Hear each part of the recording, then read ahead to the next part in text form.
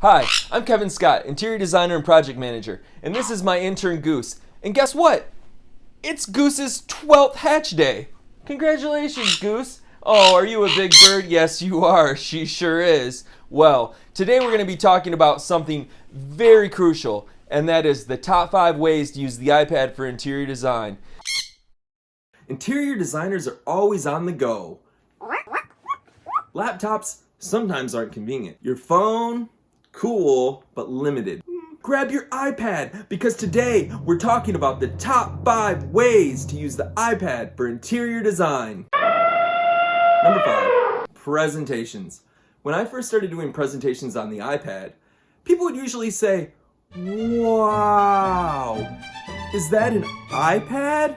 But nowadays, people usually say, "Kev, why did you put that chair in front of a doorway?" When you're presenting on the iPad, you want to be prepared and know what you're doing, just like any presentation. That's why, as far as apps, I recommend the super reliable apps that you know are not going to fail you mid-presentation. I use PDF Expert, which is a PDF editor and PDF viewer, because I know what I'm going to get. There's no surprises. It's a little bit more Biden administration than Trump administration as far as apps go. And that's what you need when you're presenting.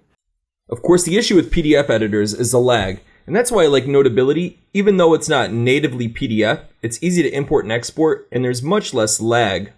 When it comes to in-person presentations, 2 is company and 3 is just stupid. I mean, seriously, 3 people around an iPad. At that point, just get a projector. I mean, you're presenting to 3 people. You're not going to get the job. Just spend $20 on a projector. Seriously. Come on, Amanda. Conference calls on a desktop or a laptop can really suck. But on an iPad, they're awesome. You have 2 cameras, or even 3 cameras. And with the new iPad Pro, a LiDAR scanner. Bluetooth, a built-in microphone. You have some of the greatest apps conference calls have ever seen. The reason I most love the iPad to do conference call presentations is because my stuff stays private. Yeah, the Apple engineers did us a real favor and they don't let us save files on our home screen. That means I can just open a couple apps. I don't have to worry about proprietary information getting out, and you don't either. So you know that resume that you were going to send to the big corporate interior design company in the city? Well, no one's going to see that because it's not going to be on your iPad home screen, okay?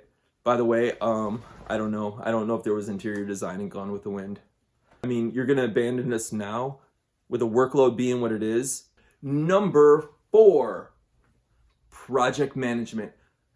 Of course I'm going to say project management. I'm a project manager, dog. Okay, when it comes to project management, this iPad thing is already a major player. Go to any job site, you'll see every fancy pants project manager walking around, carrying their iPad, taking pictures, making markups. There's 2 ways. Oh my God. This is like the inception of YouTube videos.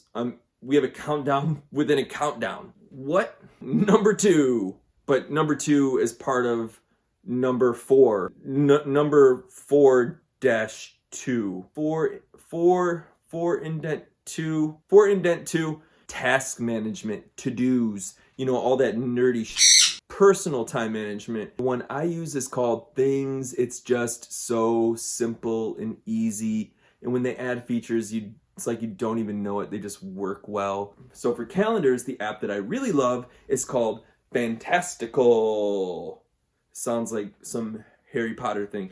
What Fantastical has is called Plain Language Input, which means you can enter events and appointments the way that you speak and write, so you can keep your appointments and your street cred. Now, big project management, Notion. And Notion lets you combine relational databases with notes. Now, what are relational databases, you ask? Well, it has nothing to do with Bumble or Tinder. Relational databases just let you link up your data. So you're basically creating applications that fit your work within Notion using easy tools. And I'll definitely get into this in a future episode. So be sure to hit the subscribe button below. If you really want to do some serious traditional project management, well, there is an app for that too, and it's called Quick Plan Pro. and you can map out your entire project, do a really great Gantt chart, allocate your resources. Not only will it help you plan the project, it'll help you plan your budget. Number 3, and this may be the most exciting thing ever, marking up drawings. Because I know when you first decided to go to design school, you were like, man, I am going to go to school and I cannot wait for the day that I graduate and I can finally mark up drawings, especially if those drawings are coming from Amanda. Congratulations. Now you can mark up drawings in the best way possible. Paper, you had to scan it. I strongly dislike marking up drawings on a desktop or a laptop. I mean, it's called marking up. I want to make marks. I like Notability because of The lack of lag and easy navigation. GoodNotes is also really good. It's pretty cool. Use that. Check it out. It's called GoodNotes. Okay, this next one is so cool that Baby Bird decided to join me. Yeah, because we're going to get to number 2, deliverables.